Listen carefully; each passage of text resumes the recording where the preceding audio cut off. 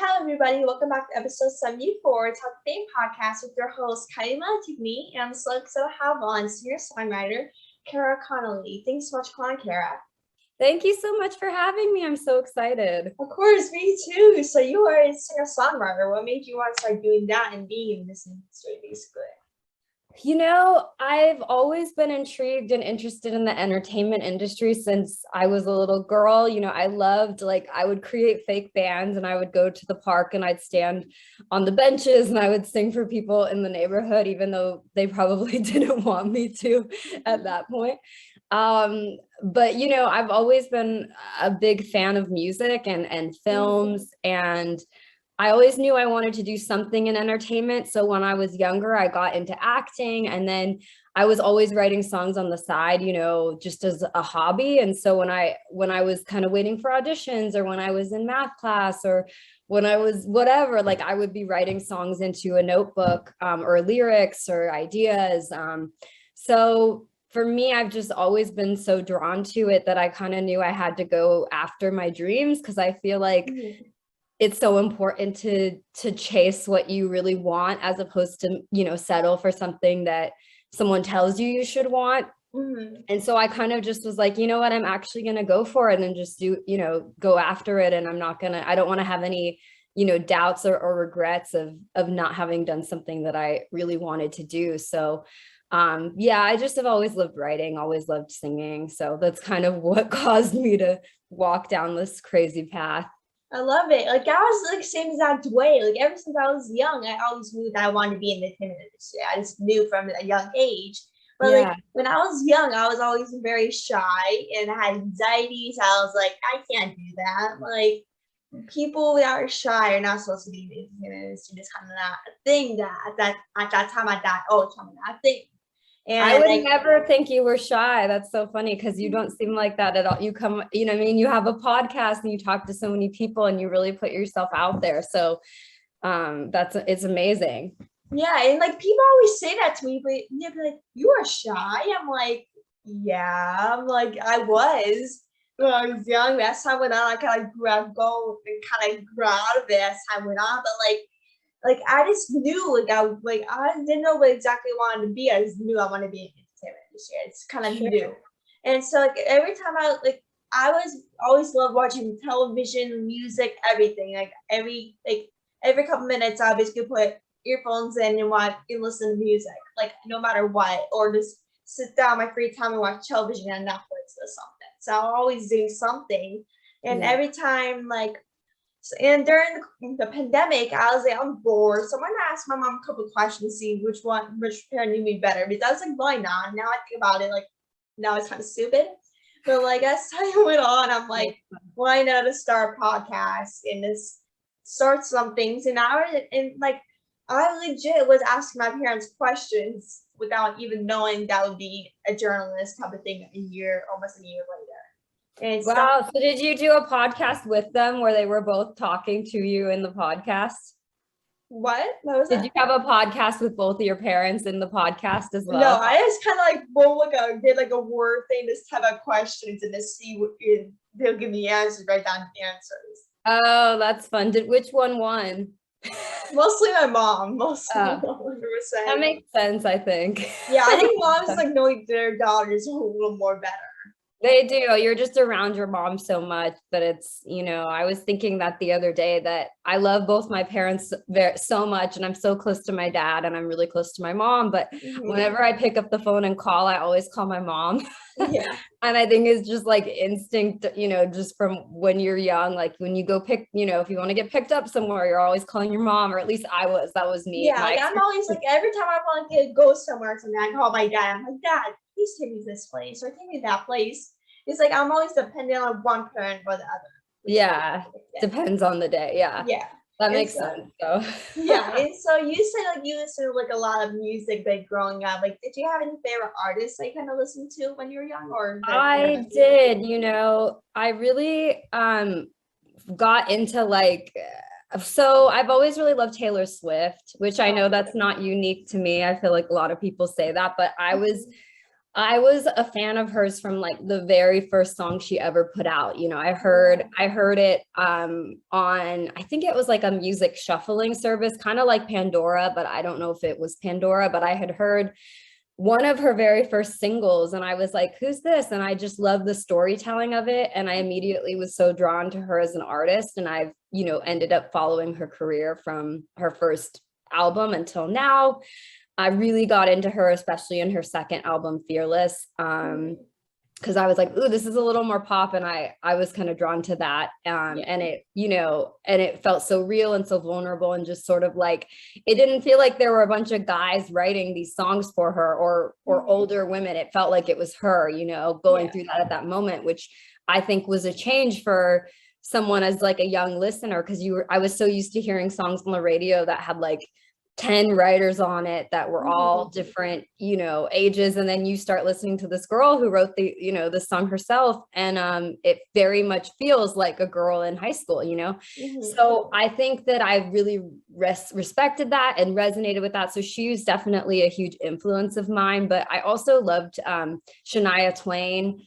I don't know if you're familiar with Shania Twain, but like, she's like, you know, also kind of fun and storytelling driven country. And I think like there was something about the sassiness and the like the girl power kind of feminist, like, you know, perspective that Shania Twain took towards things that I really resonated with as well.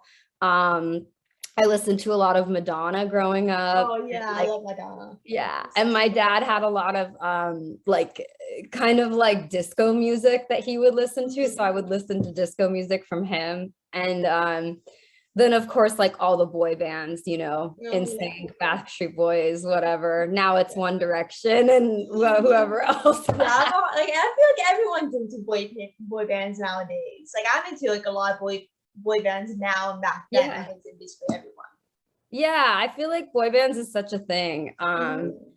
Especially here in America, I feel like it sounds like from the people I've talked to, like we get so into, you know, once you have like your classic boy band here or whatever, it's like we get so into them and are so supportive. And I think it's because there's like a different, you know, character for each you can like one of them, and you know, there's a different type of person for all different walks of life. So I think like boy bands really attract all sorts of different listeners, you know, because you might see yourself in one of those people and then you might not care so much about the other three, but you just are like super drawn to, you know, whoever. And like I'm so big into like boy bands like One Direction, Jonas Brothers, Backstreet Boys, even New Kids on the Block, and they're old. They're like an oldie band. And recently, like a couple weeks ago, my mom was like, I know, she's like, hi, we should go to see the Backstreet Boys or something. I'm like, you going to a concert? Like she's not really like a concert person. Yeah, you're like, you're gonna go see the Backstreet Boys? Yeah, I'm down if we can, but like I never kind of heard her say that because I always wanted to see the Backstreet Boys performance. I heard they were really good.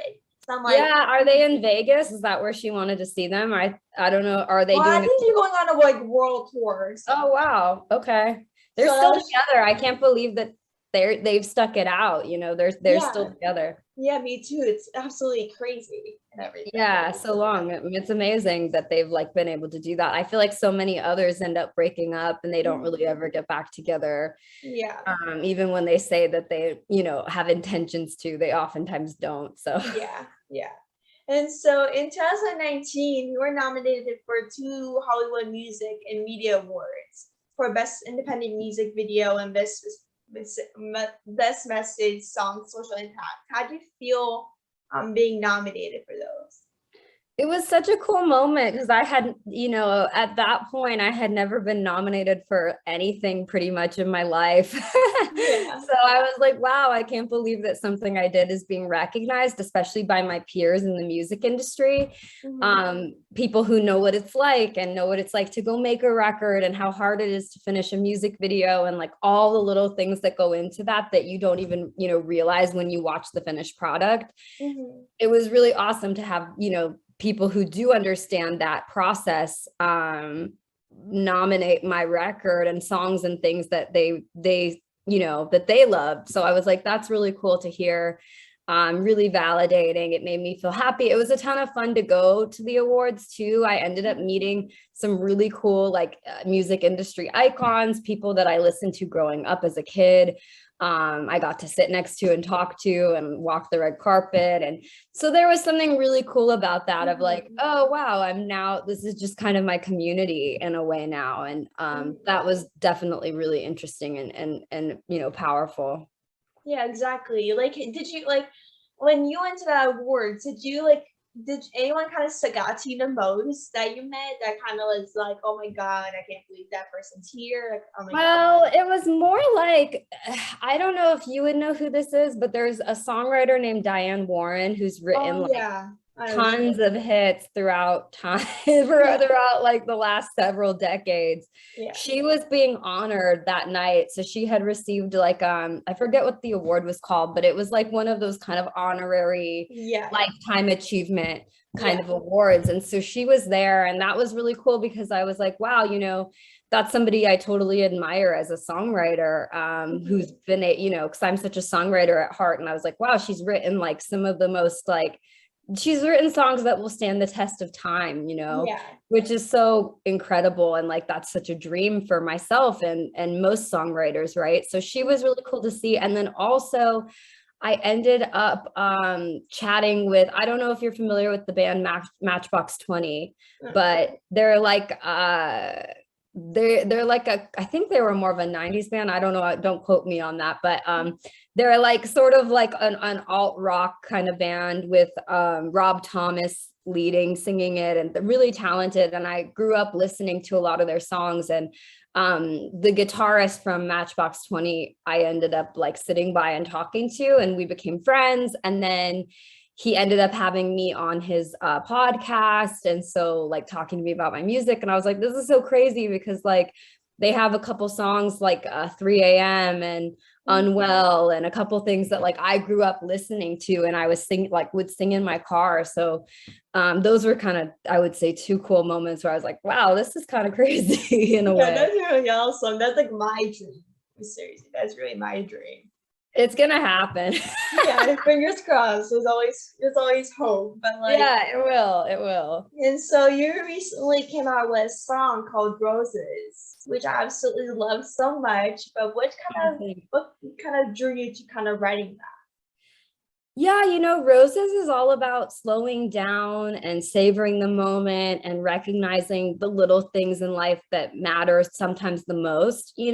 I feel like what drew me to write the song is that I'm a really ambitious person, which I can tell you are too. But, when you have a lot of ambition, especially like to be in the entertainment industry and to do these things, sometimes you can get lost in that ambition as well, because you're just like, I want to succeed. I want to accomplish my dreams. I don't want to like waste time. I've come this far. I don't want to let it go, now at this point. And so you get caught up in like a bit of this race, to top what you last did and to succeed and all these things. And so Roses really came from like an honest reflection of just like, what, I always want to write truthfully what I'm going through. I don't ever want to manufacture it. And I was like, well, this is what I'm actually going through, is like having seen some success as an artist and having some things happen, but also like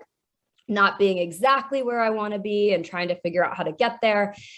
And I kind of just needed to take a second and be like, you know what, I need to just really appreciate the moment. And a lot of the verses in the song are talking about that kind of, the first verse says, they tell me slow down before you break down. I'm almost there now. And it kind of has like a double meaning of like, I'm almost broken down, but I'm also almost to where I want to be. So I can't stop now. Yeah. And I wanted to tell like the contradicting sides of it, where it's like, here's that, but also, I just want to feel this freeing feeling of like recognizing the moment. And also like the best things in life tend to be the smaller things. So, for me, like I do love, rain and feet on the pavement, hands over a fire, all these things that I kind of list in the song, like those things are actually some of the things that make me the most happy. And it has nothing to do with like how much I succeed, or how productive I am or whatever. So it was kind of like a mental in like a reflection, I would say, on like my mental state, and also trying to like remind everybody, including myself, that, you know, to just savor the moment, because we forget to do that sometimes, I think. Yeah, exactly. Like since the world is at like kind of opening up through the pandemic, the whole world shut down. It was kind of very hard for people to comprehend, and basically everyone in the entertainment industry, like they couldn't go in person to write songs. They couldn't go in person for auditions. Like you couldn't really do anything except being stuck at home. And ever since like I started a podcast, it's kind of been like difficult, to be honest, because like Yeah. he's like, I actually kind of want to connect with some people that I met in person, but it's very difficult because like all these people live in different states than I am, and Yeah. like you you can't, and based off of like the restrictions people have in their states, like you can't really do anything based off that, and you can't really socialize to anybody. And based off the entertainment industry, you basically have to socialize to get what you want. And so like for me, like I basically struggle with the whole podcast, everything. Like basically whatever you do, you struggle with it. No matter if you feel like, oh shoot, like I wish like why is my podcast not growing, or why is my platform not growing, or why is my song not getting a lot of listeners? And I'm sure everyone felt that, like why am I not getting as much listeners as I As you am? want, right? Yeah. Yeah. And I'm like Hard. thinking to myself, like that's kind of part of the journey and why you started. Like at first you go get like 2 views on every song or video. Then Yeah. it'll grow on. Especially for TikTok. If you post TikToks a lot, then that's kind of the way it grows, because TikTok is a big platform. And so it will make you kind of grow your platform, but it really is depending on your platform. Oh my god, cat. Oh my gosh, it's so cute. So funny. He was like coming up and like wanted to see everyone. Yeah, I know. It's, you know what? It's incremental gains. You have to realize, even with something like TikTok, it is a bit of a numbers game. Like you have to post a lot, and at first you might get 2 views, 10 views, 100 views, 200, and eventually you might grow to something bigger than that. But then the next video you post might go back down to, you know, 200 views, and then the next one, and then you keep going, and eventually, you know, once you hit enough of those that people notice, like it does start to have more of an impact, right? But it is, you're you know, you're so far ahead of like what a lot of where a lot of people's mindset is at, because you're right, it's a part of the journey. It's not like a, you know, I think at one point in my life, I always knew you had to work hard. You know, I was like, you have to work hard. You've got to put yourself out there. You have to give it your all. I always knew that, and I always did that. But there was a part of me when I was, you know, maybe in high school or middle school or whatever, where probably more high school, where I was thinking like, you know, well, if I don't get this by the time I'm 15 or whatever, like, or I would compare myself, like I would look at like, you know, the success of certain actors or things, and I'd be like, well, they were first on the Disney Channel at 8 years old, so you know, so I would be like, so that means I'm how many like 6 years behind. I can't do math, I suck at math, but you know what I'm saying? Like I would sometimes have that attitude. I don't know if that was like unusual to me, because I know some of my friends in high school didn't have that kind of perspective. They were just like, you know, having fun and going to dances and like hanging out after school. Meanwhile, I'm like calculating how many years I have to become successful. But like, you know, that's not the right attitude. I didn't have the right attitude. I was, you know, I think you're right. It's a part of the journey. And as I've gone through the journey, and I've had some successes, I've had some failures, I've had all sorts of different experiences, I've had to really learn, like, no, it's the journey is where it's at. Because even once you hit some of the successes you want, it's not always everything you thought it would be. You know, it's like you're like, oh, I'm gonna hit this thing and it's gonna be so exciting, and yeah, it's exciting for a little bit, but then you go back to wanting, okay, well, what's my goal? Where do I want to be? And you always want to be at the next place. So that's kind of where a lot of those songs came from, like, you know, Roses and Something More and whatever, and especially some of my new stuff coming too. It's like that place of realizing like, no, at some point you have to just accept the journey and appreciate the journey, even when that means you're getting 2 views or whatever, like you said. Yeah, exactly. So you were previously ranked in the Industry Insider Music Connection magazine's December issue as one of their top 4 unsigned artists, new music critics of the year. But did you ever think that would ever happen, like during your music career? You know what? No, I didn't think it would happen with that project. You know, I think I had hoped that at some point it would happen, but I didn't think, you know, that project was like a total independent record. I made it. I wrote a lot of those songs on my bed at 2 a.m. I produced it with Bill Leffler. Shout out Bill Leffler, this one producer, but it was totally independent. So all the marketing was done myself.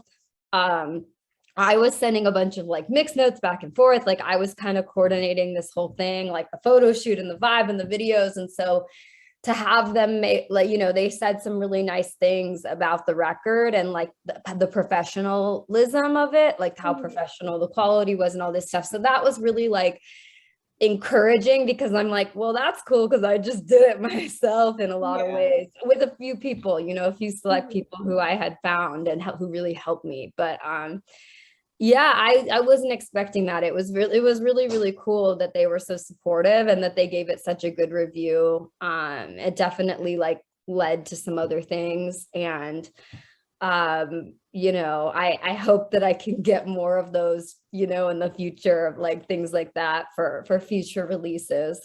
Yeah, and like I feel like you sometimes you don't really expect to be in like magazines and people to really show off your music and how much your music means until it actually happens. That's kind of how it is for me a little bit. Until if you see something about you that's someone promoting yourself and you're like, oh my God, like did I ever think this would ever happen? Probably not. Like this is pretty cool. Yeah, it is cool. And like the way that when people describe you in a certain way, that you're like, oh, I guess that's how they saw me, right? Or whatever, you know, but you don't always see yourself like that, because you see like the struggle and the journey and all that stuff. So when somebody says like a really positive comment or whatever, you're like, oh, wow, okay, I guess at least like that's how, you know, somebody on the outside looking in is like viewing this journey, you know? Yeah. And so do you have anyone that you kind of look up to as like a singer-songwriter, or just kind of in general, do you have anyone that you look up to? That's a really good question. You know, to bring it full circle, I do really still look up to Taylor Swift. I think part of the reason is because she's been able to maintain this crazy, challenging career for like over a decade now and be at the top of her game and constantly evolve. And she puts out new records that have a different sound and a different vibe, and she wears different things. And she's really, you know, made that a part of her story to like change. So, and allow her fan base to accept that change. Like, I feel like her fans have really grown with her, you know, which I think is hard to do. And I think she's really succeeded very well at it. So she's definitely one of my, you know, people that I look towards, because she has a lot of strength to her as well in the way that she handles like her business affairs. Some people don't like her. You know, I think that's okay, because you know, part of it is that she knows how to like, you know, she knows how to get what she needs done. And you know, I think people can be intimidated sometimes by powerful women, right? But I definitely admire the way she's navigated like such a crazy industry. So she's definitely like someone I look up to. I look up to Casey Musgraves. I just really like her music. I think that's, for me, it's more of her like intimacy and her storytelling, and also the way she's willing to experiment with her sound and genres. And she you know, she takes some kind of creative risks with the instrumentation in her music. So I think that's what I look up to her for. And then you know, I don't listen to a lot of her music, but I do like Lady Gaga, not so much. I guess I admire these women for different reasons, right? But like for me, for Lady Gaga, it's not so much even her music. It's not that she doesn't have amazing music. She does, of course. I tend to be drawn to more like storytelling driven kind of music than the way she writes, but I do think she's incredibly talented and amazing. But I do really admire the way she's really just like a very powerful force of nature. Like she's got her makeup brand, she's got an amazing voice, she's a songwriter, she's also an actress now who's been nominated for like the highest honors as an actress. So she's definitely been taken very seriously as an actress, which I feel like that's kind of been one of the first people in a while that we've taken really seriously as a collective society, like as an actor and a musician and a songwriter and a brand, like someone who creates, her makeup brand. Like I think she might have some other brands too, or maybe not, I don't know. But to me, like that's somebody that I really admire and look up to, because I hope to be able to do something like that where I'm able to morph into different things and go into my acting background and be in a movie or be in a TV show and like really tell a story that way, and then be able to release a record and like have it have a huge impact and be able to do a tour. And maybe at the moment I don't have any interest in a makeup brand or anything like that, but like I don't want to shut off the potential for whatever it is that I, decide to take my my creativity into. I feel like my storytelling and myself is in everything that I do. So it's not just my songs or my albums. Like I definitely think about every single aspect. And I hope that, as I grow, that my fans and others are going to be able to see like who I am through all these different kind of avenues of what I do. Yeah, me too. Like I'm the same exact way. Like Lady Gaga. Like there's not a lot of people that are like Lady Gaga. No. Especially in this generation. Like people always do it one step at a time. They're like, oh, I'm just gonna stick to this. Like I'm just gonna stick to songwriting. I just don't want to do anything more. Like I'm not doing acting. Like acting's too much. But like Lady Gaga.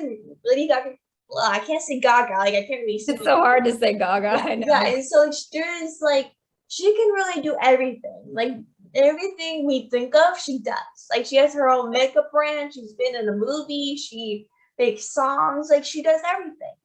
And so like I think like she was really like nominated for one of the top things, even as an actress. Like crazy, and she's known for her songwriting and her music. It's really something we haven't seen in like a long time.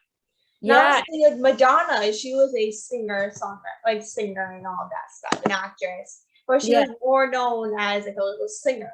So like she wasn't as kind of big into acting, but it's like she's always known as a singer. So kind of similarities to her and Madonna a little bit, in my opinion. But like I just totally, you're right about that. And they definitely seem like they have, Lady Gaga totally seems like she has a bit of a Madonna influence, like in the way she does things, even her music, at her early music especially. But I think it's really interesting because I think a lot of people underestimated Lady Gaga, especially when she put out her first record. It was like she almost needed to do a lot to get attention, right? And then she ended up dropping all of that. I don't know if I'm as bold and as brave as Lady Gaga to like wear a meat dress on the red carpet or whatever. Like that's not so much me, but I do appreciate the kind of like ability to like see, she wanted that attention. She knew she was talented, but then eventually over time she was able to evolve that into something really real and like really respected, Yeah. And obviously she has the craft to back it up. Like she's got the skills and the talent and all that. But at one point people were like, this music is like just dance music and that's it, and then now she's singing with like classic legendary like Tony Bennett's and people who are like these classic kind of musicians, artists. I don't know that like 10 years ago or 12 years ago that people would have like thought she would be doing that because I don't think they'd be like, oh, why is she as big? We never expect her to be as big as she is now. Like what happened? Yeah. Everything. And so the final question for the interview is like, what is some advice for younger generations that like to be able to sing a songwriter one day? That's a good question. My advice would be to really have fun with it, to like, have fun, live your, like, get your inspiration from your life, because the best songs are written when they're truthful and when you're just yourself. I think the hardest thing is that, like, sometimes I've seen with certain artists who are trying to come up and write whatever, is that, like, it seems like they're trying to write towards what's already successful. So they're like, oh, well, this song's really big, right? Like, let me write a song like that. And not that there's anything wrong with it, but sometimes it doesn't come off as super, you know, true and authentic as if you come from your own experience and your own personal, you know, story. I think that, like, I think the success comes when you get in touch with who you really are and find out who that is and write from that place, you know, as opposed to trying to be something that already exists with somebody else, you know? Yeah. And so I would just say to, like, have fun, because the best way to find out who you are and be able to write like that is to, like, really get to know yourself, you know, and have fun, right? Like, go on adventures, live your life, like, because that's where the best stories come from, is like actually learning who you are and what you want to say and what kind of message you want to leave people with. And so I wouldn't get lost in it, you know. It's like just live in the moment and really, like, you know, have experiences, and the stories are going to come from there. Yeah, exactly. I agree 100% on that. No one can have said it better. So I just want to thank you so much for coming on the podcast. It was so great speaking with you. Thank you. You're seriously amazing. We'll definitely speak soon for sure. Thank you so much for coming. Yeah, thank you for having me. This was so much fun. You're amazing, and I love what you're doing. So keep doing it. And if you're ever in LA, let me know, because we could do this in person too sometime, you know, where we do like a in-person interview. That would be so fun. Yeah, that would be so amazing. I'll let you know what once I figure out some plans about coming down to LA. We'll figure something out as soon as yeah, keep me posted. That would be amazing. And I'll definitely share this. So, like, you know, obviously tag me and I'll share everything, and let people know where they can go listen to it and watch it and everything. Yeah, absolutely. So thank you so much for coming on. We'll see you soon for sure. Thanks so much. Yeah, talk soon. Bye. Bye. Thanks.